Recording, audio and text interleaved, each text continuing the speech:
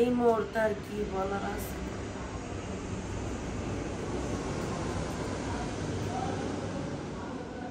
ইস্কাইতে যে বাচ্চাগুলা ছিল এগুলা তো এরা দেখছে, কিন্তু বাচ্চাগুলা যে মারাও গেছে, এই বাচ্চাগুলা যে কোথায় গেছে এরা তো সবই মানে ভিডিও করে আনছে, দেখছে। কিন্তু ওই জায়গায় যে সিএমএস নিয়ে রাখছে, আমরা যত খোঁজাখুঁজি করছি, এত হরান হয়েছি, এরা তো একটা বার জানায় না যে ওই জায়গায় বাচ্চাগুলা নিয়ে রাখছে। কিন্তু ওই ক্লাসে 4টা বাচ্চাই ছিল, এরা ভিডিও করে আনছে, এগুলো ছাড়ছেও তো। তাহলে আমরা যতদিন হরান হইলাম, 5-6 দিন পর আমাদের বাচ্চা দিচ্ছে, তাহলে এগুলো হরানি করছে না? আমাদের একটু একটু বলেন যে আসলে প্রশ্ন করতেও কষ্ট হয়, আপনার অবস্থাটা আমরা বুঝতে পারি। ব্যাপার ওইদিকে যে প্লেনটা যে চলতেছে, এটা কি প্লেনের রাস্তা ট্রেনিং এর? তাহলে এই কাজটা কিসের জন্য সরকার করছে? জানে যে এই জায়গাটা তো স্কুল কলেজ সবই তো আছে, এই জায়গা তো ঠিক না যে এই জায়গায় ট্রেনিং করা। আর প্লেনটা কেমন ছিল ওনারা তো সব জানে, জানা সত্ত্বেও প্লেনটা ছাড়ছে কেন? আর এই জায়গায় এগুলা করছে কেন? নিজের কোন কথাগুলো আপনার বেশি মনে পড়ে? আমার বাচ্চা সকালবেলা আমি কোলে নিয়ে গেছি, নিয়ে আমি টিফিন কিনা দিছি, 2টা খাতা কিনা দিছি, দেওয়ার পর আমার বাচ্চা গেছে স্কুলে। তারপর আমি আর যাইতে পারি না, 12টা বাজে রাব্বুরে দিয়ে খাবার পাঠাইছি কোচিং এর জন্য। মানে 1টা বাজে ছুটি হয়, আর কোচিং শুরু করে 1:30টা বাজে, 3:30টায় ছুটি দেয়। ওই স্কাইয়ের বাচ্চা 4টায় ছিল, ওর আব্বু 12টা বাজে খাবার দিয়া খালি বাসায় আসছে, আসার পরে হাজানটা দিয়ে ফেলেছে, হ্যাঁ দৌড় দিচ্ছে নামাজে। ওই সময় আমার মেয়ে কলেজ থেকে দেখতেছে যে এমন প্লেন ওই জায়গায় গিয়ে পড়ছে। আমার মেয়ে দৌড় দিয়ে মানে ওই জায়গায় যাওয়ার জন্য অনেক ছুটাছুটি করছে, যাইতে পারে নাকি দেয় না, মানে আগুন খালি জ্বলতেছে। আর আমার ফোন দিছে, আম্মু তাড়াতাড়ি স্কুল আসো। আমি তো আর জানি না ওই জায়গায় কি হয়েছে না হয়েছে, বাসা থেকে বের হয়ে শুনি যে প্লেন করছে। তাহলে ওটা কি প্লেনের রাস্তা নাকি এটা সরকারে জানে না আল্লাহ জানে, আমি জানি না।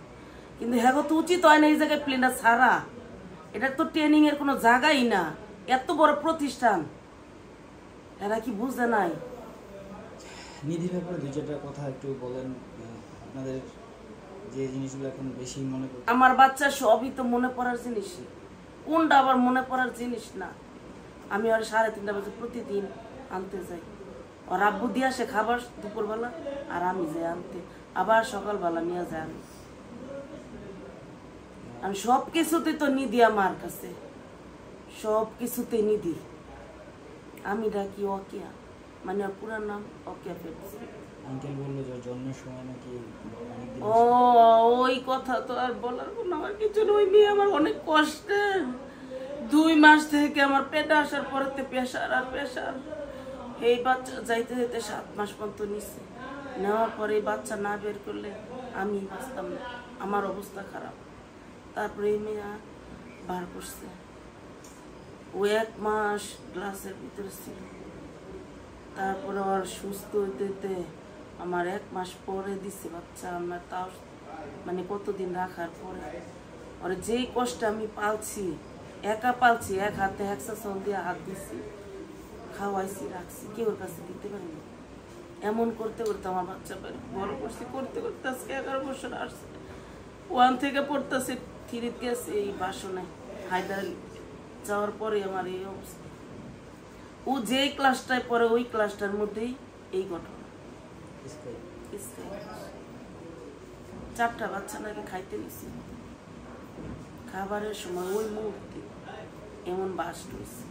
নিচ ছিল নাকি নিচে, আমি আসতেছি থেকে ক্যান্টিনে থেকে, মানে ক্যান্টিনে থেকে হ্যাঁ নাকি দাঁড়াইছে, এর মধ্যে এমন এক বিকট শব্দ হয়েছে, তাকায় দেখি এই অবস্থা। ক্লাসের পর আবার কোচিং করানো লাগে?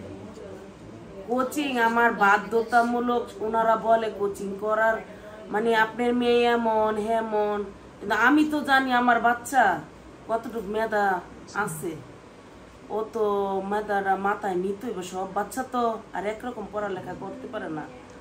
আমি মনে করি যে পাশ করাটাই আমার যথেষ্ট, এর চার বেশি কিছু না। কিন্তু মিস আমার ফোন দিতেই থাকে, আপনার মেয়ের মানে ভালো করে পড়ান, এটা করান ওইটা করান, মানে হ্যার ইচ্ছা আমি কোচিংয়ে দিই, হ্যার কথা আমি ভাবলাম না, বুঝি না। আমি মিসের বলছি, মিস ও যতটুকু পড়ে অতটুকু পড়ালেখা করতে থাকুক, আমার মিস সমস্যা আছে। আমি এটাও বলছি, আমার মেয়ে পড়তে চায় না, যেটা বলি না। আমার মেয়ে ওনার ব্যবহার শুই না, আম্মু থাক দেও আমারে, আমি কোচিং করব। এই কোচিংয়ে এই 1 তারিখে দিছে, আমি এই কোচিংয়ে দেওয়ার পর আমার মেয়ের সাথে ভালো ব্যবহার, মানে করার পর আম্মু আমার সবাই অনেক ভালো করে। ফরম টিচার ছিল সে, উনি আমার মেয়ের এই কোচিংয়ের জন্য করছে।